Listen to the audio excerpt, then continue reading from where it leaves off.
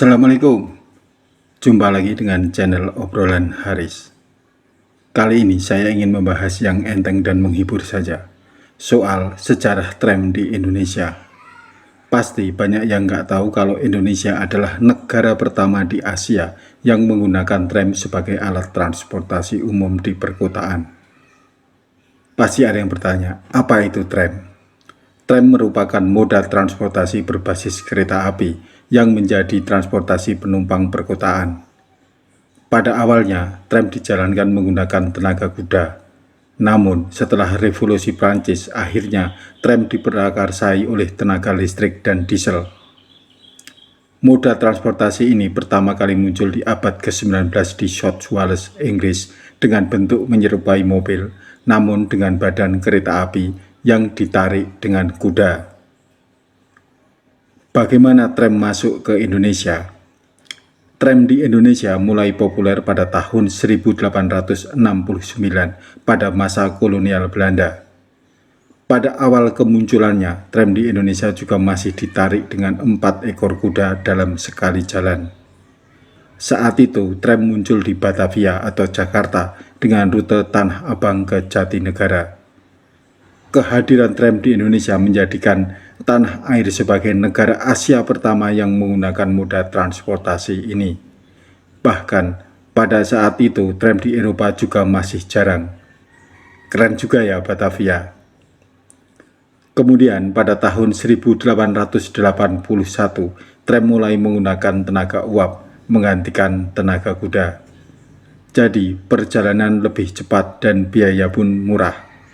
Selanjutnya, pada tahun 1897, hadirlah tram menggunakan tenaga listrik di Batavia yang dikelola oleh Electric Tram Mits.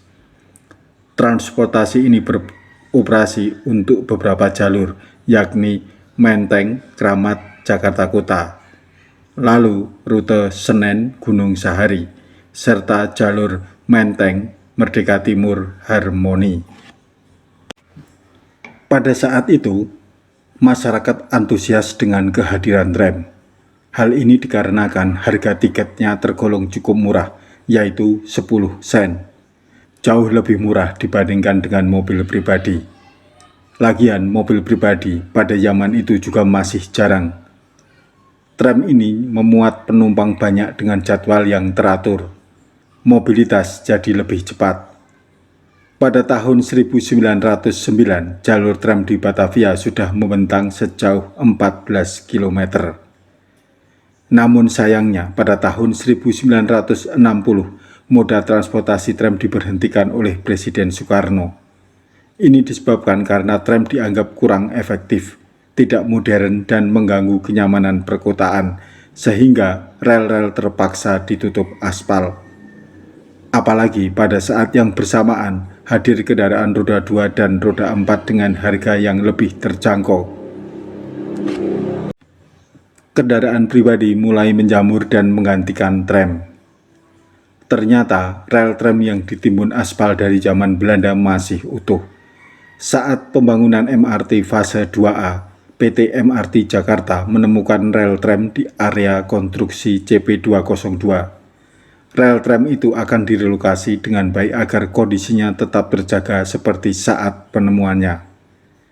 MRT Jakarta bersama dengan tim ahli arkeologi dan kontraktor pelaksana konstruksi CP202, Shimizu Adikarya Joint Venture, telah menyusun metode pekerjaan penyelamatan temuan rel tram tersebut sesuai dengan ketentuan Undang-Undang Nomor 11 Tahun 2011 tentang Cagar Budaya.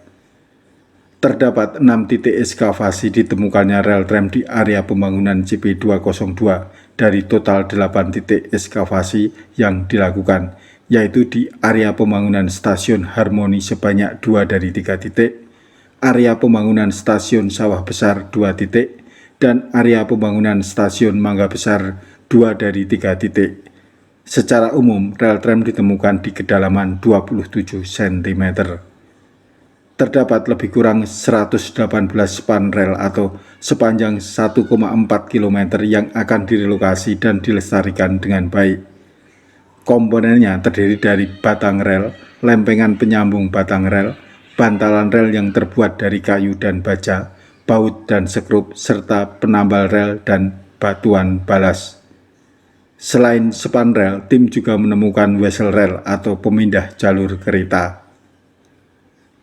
Nah teman-teman, itulah sejarah tram di Indonesia. Ternyata Indonesia menjadi negara pertama di Asia yang menggunakan tram sebagai transportasi umum. Kita akan bertemu pada episode mendatang dengan tema yang berbeda. Sampai jumpa. Wassalamualaikum warahmatullahi wabarakatuh.